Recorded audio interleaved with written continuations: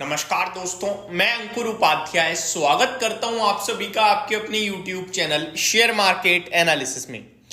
दमदार उछाल देखने को मिल रहा है दोस्तों मार्केट में। मतलब बदले की भावना से बाजार आज भागता हुआ दिख रहा है।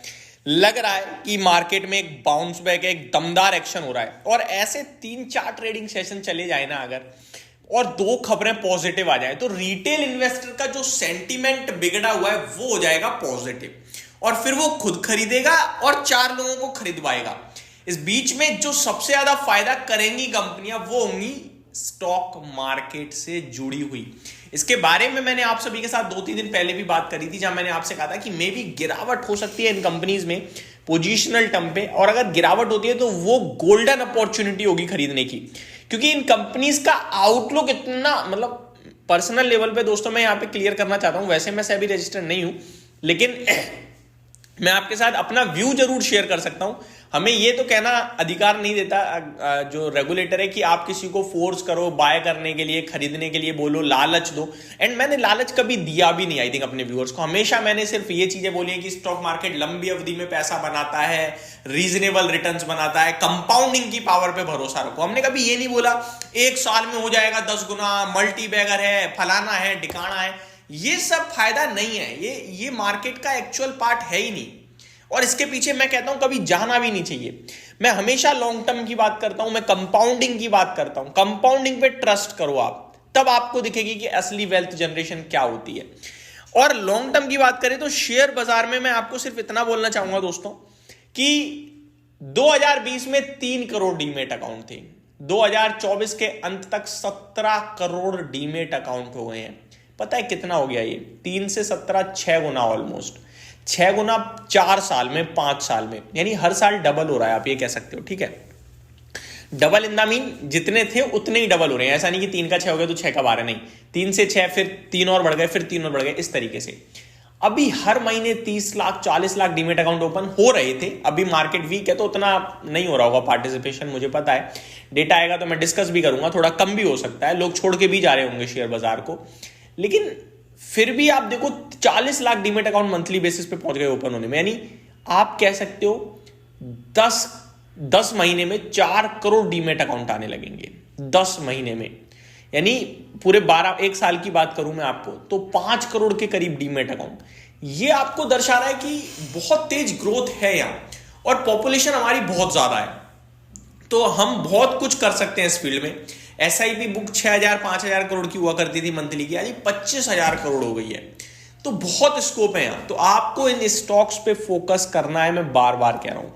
अगर मैं बात करूं कुछ और इंटरेस्टिंग चीजों की, तो ये जो ब्रोकिंग कंपनियां है ना दोस्तों, जिनमें आपका मोतीलाल ओसवाल हो गया, एंजल वन हो गया, जेएम फाइव, ये जो भी ब्रोकिंग कंपनीज मार्केट में लिस्टेड है, ये आपसे डिलीवरी में कोई चार्ज नहीं लेती थी। आपने नोटिस करा ये बात? डिलीवरी करो, आप सौदा खरीदो आज और फिर पोजीशनल बेसिस पे बेचो। केवल गवर्नमेंट चार्जेस, टैक्सेस करते थे, लेकिन ब्रोकरेज नहीं करती थी, वो जीरो रहती थी। ठीक है, अभी ये ब्रोकरेज कंपनीज जो हैं ये आपसे डिलीवरी में भी चार्जेस ले रही हैं। पर्सनल लेवल पे मैंने खुद नोटिस करा कि मैं एक छोटा सा सौदा भी कोई खरीद रहे हो तो उस पर 20 रुपये प्रति ऑर्डर आपका चार्ज लग रहा है।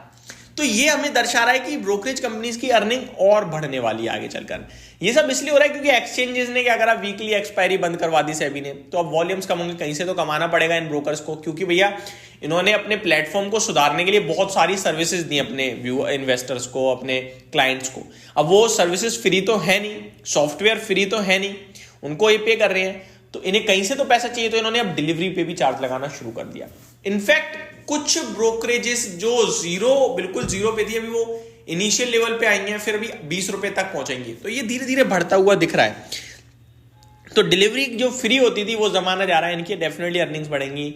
म्यूचुअल फंड में कंटिन्यू एनएफओज आते जा रहे हैं, वो डेफिनेटली उनका एयूएम बढ़ाएंगे, एएमसीज का, कैम्स का शेयर देख ही रहे हो, आपके फिनटेक देख ही रहे हो, तो ये बहुत बड़ा स्कोप है यहाँ पे।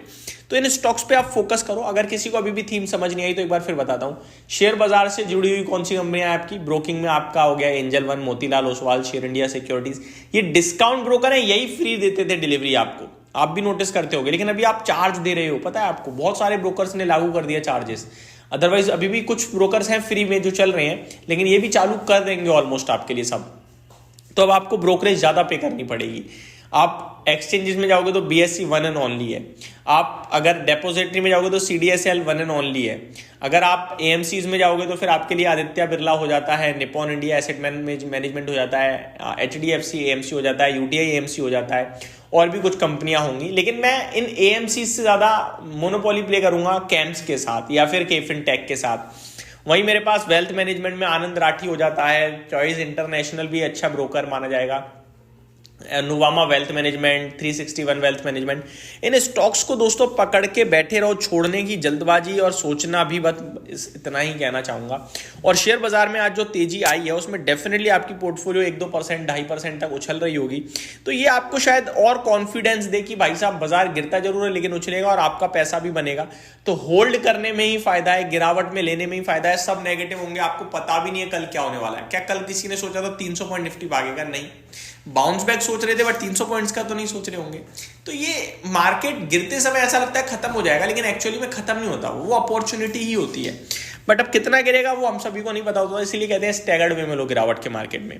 तो ये दोस्तों मेरी तरफ से आपके लिए एक अपडेट थी कि कहाँ फोकस करना चाहिए, गिरावट में लेना चाहिए। और ब्रोकर्स जो है ना, अब ये आपके लिए एडिशनल चार्जेस लगाने लगे हैं जो डेफिनेटली कहीं ना कहीं इनके प्रॉफिट्स पे भी इंपैक्ट डालेंगे आगे चलकर।